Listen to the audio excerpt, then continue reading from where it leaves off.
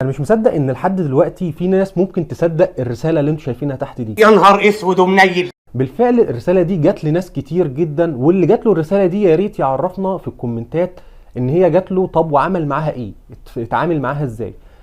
طبيعي جدا ان البنك يبعت لك رساله، لكن مش من الطبيعي ان يبعتها لك برقم، يعني رقم موبايل. فالمفروض ان انت تاخد بالك. مش اي حد بسهوله ان هو يتكلم معاك يقول لك عايزين نحدث بيانات، ده الحساب البنكي بتاعك متوقف في اي حاجه. طبعا ما تصدقش الكلام ده.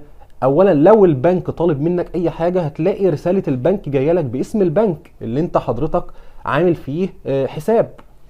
فجات لي الرساله دي لناس كتير جدا، ناس اعرفها كتير، وناس عملاء عندي. احنا طبعا مش تخصصنا البنك، احنا شغالين ماليات لكن احنا شغالين في التأمين. لكن برضو واجب علينا ان احنا نطلع وننبه الناس، علشان الناس اللي مش واخده بالها